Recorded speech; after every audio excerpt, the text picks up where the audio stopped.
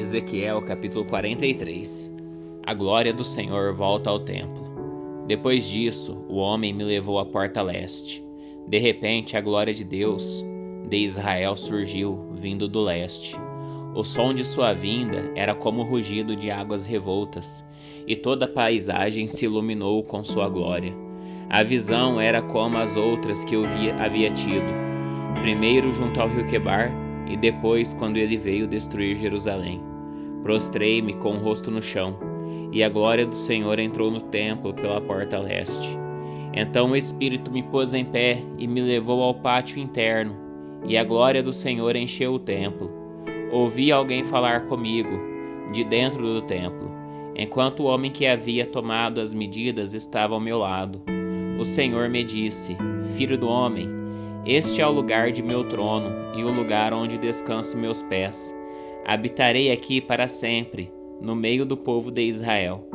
Eles e seus reis nunca mais profanarão meu santo nome, ao cometer adultério, adorando outros deuses ou ao honrar relíquias de seus reis que morreram.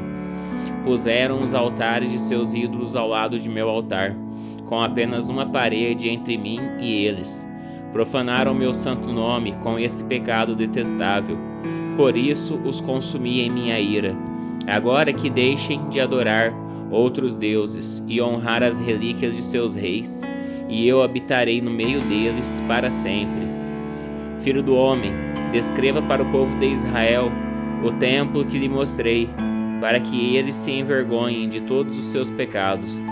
Que eles estudem a planta do templo e fiquem envergonhados de tudo que fizeram.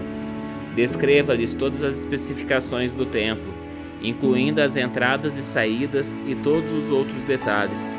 Fale de seus decretos e suas leis.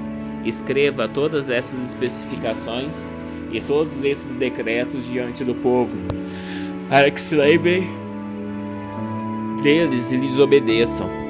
E esta é a lei do templo. Todo o alto do monte onde está o templo é santo.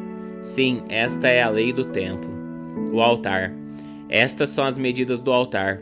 Há uma calha ao redor de todo o altar com 0,5 metros de profundidade e 0,5 metros de largura, com uma borda de 23 centímetros à sua volta. E esta é a altura do altar. Da calha do altar se eleva por 1 metro até uma borda inferior ao seu redor com 0,5 metros de largura.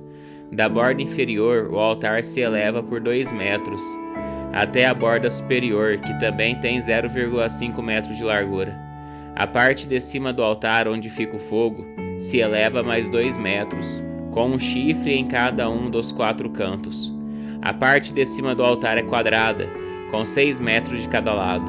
A borda superior também forma um quadrado, com 7 metros de cada lado. Uma calha de 0,5 metro e uma saliência de 25 centímetros ao redor da borda. Há degraus do lado leste do altar. Então ele me disse: Filho do homem, assim diz o Senhor soberano: estas serão as regras para a queima de ofertas e a aspersão de sangue, depois que o altar for construído. Nessa ocasião, os sacerdotes levitas da família de Zadok, aqueles que servem diante de mim, devem receber um novilho para uma oferta pelo pecado, diz o Senhor soberano. Você pegará um pouco do sangue do novilho e o aplicará aos 4 chifres do altar, aos 4 cantos da borda superior e à saliência em volta da borda. Com isso, purificará o altar e fará expiação por ele. Em seguida, pegará o novilho para oferta pelo pecado e o queimará no lugar indicado, fora da área do templo. No segundo dia, apresentará como oferta pelo pecado um bode sem defeito. Em seguida, purificará o altar e fará expiação por ele novamente, como fez com o novilho. Quando tiver terminado a cerimônia de purificação, apresentará outro novilho sem defeito e um carneiro perfeito do rebanho. Você os oferecerá ao Senhor, e os sacerdotes espalharão sal sobre eles, e os apresentarão como holocausto ao Senhor. Todos os dias, por 7 dias, você apresentará um bode, um novilho e um carneiro do rebanho como oferta pelo pecado. Nenhum desses animais deve ter qualquer defeito. Fará isso todos os dias por 7 dias, para purificar o altar e fazer expiação por ele, e desse modo separá-lo para o uso sagrado. No 8º dia, e a cada dia depois disso, os sacerdotes oferecerão no altar os holocaustos e as ofertas de paz do povo. Então eu aceitarei vocês, eu, o Senhor soberano, falei. Ezequiel capítulo 44. O príncipe, os levitas e os sacerdotes. Depois disso, o homem me levou de volta à porta leste no muro externo do templo, mas ela estava fechada. Então o Senhor me disse: essa porta deve permanecer fechada, nunca mais será aberta. Ninguém mais abrirá, nem passará por ela, pois o Senhor, o Deus de Israel, entrou por ela. Portanto, permanecerá sempre fechada. Somente o príncipe pode sentar-se junto a essa entrada para comer na presença do Senhor, mas só pode entrar e sair pelo pórtico da entrada. Então o homem me levou para a frente do templo, passando pela porta norte. Olhei e vi a glória do Senhor encher o templo do Senhor, e prostrei-me com o rosto no chão. Então o Senhor me disse: filho do homem, preste atenção. Use seus olhos e seus ouvidos, e escute atentamente tudo que lhe digo acerca das regras no templo do Senhor.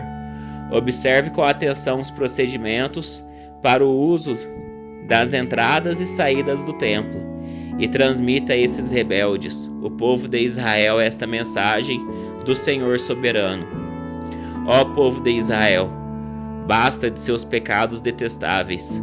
Vocês trouxeram estrangeiros incircuncisos para dentro de meu santuário, gente incircuncisa de corpo e de coração. Com isso profanaram meu templo, enquanto me ofereciam comida, a gordura e o sangue dos sacrifícios. Além de todos os seus outros pecados detestáveis, vocês quebraram minha aliança. Em vez de guardar minhas ordens sobre as coisas sagradas, contrataram estrangeiros para realizar o serviço de meu santuário. Portanto, assim diz o Senhor soberano: nenhum estrangeiro, nem mesmo aqueles que vivem no meio do povo de Israel, entrará em meu santuário se não tiver sido circuncidado de corpo e coração. E os homens da tribo de Levi, que me abandonaram quando Israel se afastou de mim para adorar ídolos, sofrerão as consequências de seus pecados. Ainda poderão ser guardas do templo e das portas, poderão abater os animais trazidos para os holocaustos e estar presentes para servir o povo. Contudo, incentivaram o povo a adorar ídolos e fizeram Israel cair em pecado profano. Por isso jurei solenemente que eles sofrerão as consequências de seus pecados, diz o Senhor soberano. Não se aproximarão de mim para me servir como sacerdotes, não tocarão em nenhuma das minhas coisas sagradas, nem as ofertas sagradas, pois carregarão a vergonha de todos os pecados detestáveis que cometeram. Cuidarão do templo e serão encarregados do trabalho de manutenção e dos serviços gerais. Contudo, os sacerdotes levitas da família de Zadok continuaram a servir fielmente no templo quando Israel me abandonou. Eles me servirão, estarão em minha presença e oferecerão a gordura e o sangue dos sacrifícios, diz o Senhor soberano.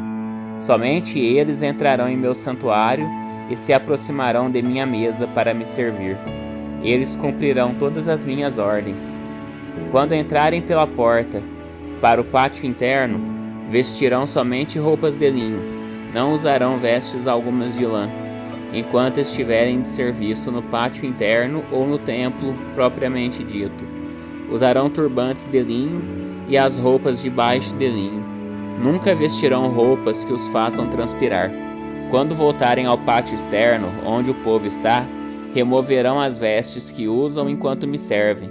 Deixarão estas vestes nas salas sagradas e vestirão outras roupas, a fim de não colocar ninguém em perigo ao consagrá-lo indevidamente por meio das vestes. Não rasparão a cabeça, nem deixarão o cabelo comprido demais, antes o manterão aparado. Os sacerdotes não beberão vinho antes de entrar no pátio interno. Poderão escolher a esposa somente entre as virgens de Israel ou entre as viúvas dos sacerdotes. Não se casarão com outras viúvas, nem com mulheres divorciadas. Ensinarão ao meu povo a diferença entre o sagrado e o profano, entre cerimonialmente puro e impuro. Servirão como juízes para resolver desentendimentos entre membros de meu povo.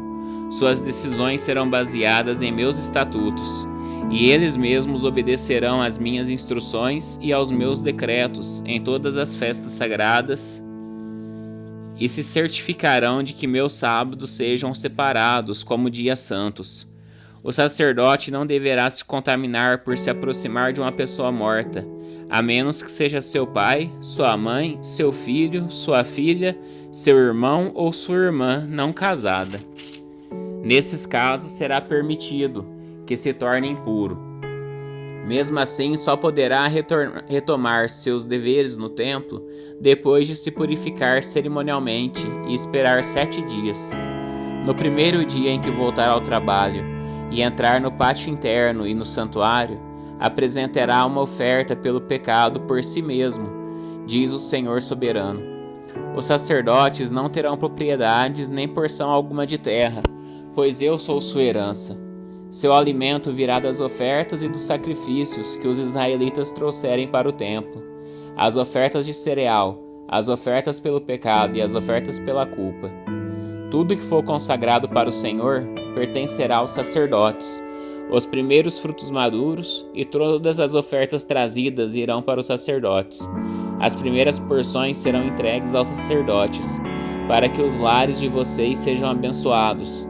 Os sacerdotes não comerão carne de qualquer ave ou animal que morrer de causas naturais, ou que for morto por outro animal. Ezequiel capítulo 45, Divisão da terra. Quando vocês repartirem a terra entre as tribos de Israel, separem uma parte para o Senhor como sua porção santa. Ela terá 12,5 km de comprimento e 10 km de largura. Toda essa área será santa. Uma parte dessa terra, com 250 metros de cada lado, será separada para o templo. Ao redor dela haverá um espaço aberto com 25 metros de largura. Dentro da área santa maior, separem uma porção de terra de 12,5 km de comprimento e 5 km de largura. Dentro dela ficará o santuário, o lugar santíssimo. Essa área será santa, separada para os sacerdotes que servem ao Senhor no santuário. Ali ficarão suas casas e meu templo. A faixa de terra sagrada ao lado dela, também com 12,5 km de comprimento e 5 km de largura, será destinada às casas dos levitas, que trabalham no templo. Será propriedade deles e um lugar para seus povoados. Junto à área santa maior, haverá uma faixa de terra com 12,5 km de comprimento e 2,5 km de largura. Ela será separada para a cidade, onde qualquer um em Israel poderá morar. 2 faixas de terra serão separadas para o príncipe. Uma delas fará divisa com o lado leste das terras sagradas e com a cidade, e a outra fará divisa do lado oeste. As divisas no extremo leste e no extremo oeste das terras do príncipe ficarão junto às divisas leste e oeste dos territórios das tribos. Essas porções de terra serão separadas para o príncipe. Então meus príncipes não oprimirão mais meu povo. Distribuirão o restante da terra entre o povo e separarão uma parte para cada tribo. Regras para os príncipes. Assim diz o Senhor soberano. Basta, príncipes de Israel. Parem com violência e a opressão e façam o que é justo e certo. Parem de expulsar meu povo de suas casas, diz o Senhor soberano. Usem somente pesos e medidas e balanças honestos para secos e líquidos. O hómer será a unidade padrão para medir o volume, e o éfa e o bato medirão cada um 1/10 de hómer. A medida padrão para pesos será o ciclo de prata. Um ciclo consistirá em 20 geras, e 60 ciclos corresponderá a uma mina. Ofertas especiais e comemorações. Esta é a oferta que vocês entregarão ao príncipe: 1 cesto de trigo ou de cevada para cada 60 cestos que colherem, 1 centésimo de seu azeite, e uma ovelha ou um bode para cada 200 de seus rebanhos em Israel. Serão ofertas de cereal, holocausto e ofertas de paz, que farão expiação por aqueles que os apresentarem, diz o Senhor soberano. Todo o povo de Israel levará essa oferta ao príncipe. Caberá ao príncipe fornecer as ofertas apresentadas nas festas religiosas, nas comemorações da lua nova aos sábados e em outras ocasiões semelhantes. Ele providenciará as ofertas pelo pecado, os holocaustos, as ofertas de cereal, as ofertas derramadas e as ofertas de paz para fazer expiação pelo povo de Israel. Assim diz o Senhor soberano: no primeiro dia do primeiro mês de cada ano, vocês sacrificarão um novilho sem defeito para purificar o templo. O sacerdote pegará o sangue dessa oferta pelo pecado e o aplicará aos batentes da porta do templo, aos 4 cantos da borda superior do altar e aos batentes da entrada do pátio interno. Vocês farão o mesmo no 7º dia do ano novo, em favor de qualquer um que houver pecado sem intenção ou por ignorância. Assim purificarão o templo. No 14º dia do primeiro mês, vocês celebrarão a Páscoa. Essa festa durará 7 dias. O pão que comerem durante esses dias será feito sem fermento. No dia da Páscoa, o príncipe fornecerá um novilho como oferta pelo pecado em favor de si mesmo e do povo de Israel. A cada dia durante os 7 dias da festa, ele preparará um holocausto para o Senhor com 7 novilhos e 7 carneiros sem defeito. Também apresentará a cada dia um bode como oferta pelo pecado. O príncipe fornecerá um cesto de farinha como oferta de cereal e um jarro de azeite com cada novilho e cada carneiro. Durante os 7 dias da festa das cabanas, que ocorre a cada ano, no 15º dia do 7º mês, o príncipe fornecerá esses mesmos sacrifícios, como oferta pelo pecado, holocausto e oferta de cereal, bem como a quantidade requerida de azeite.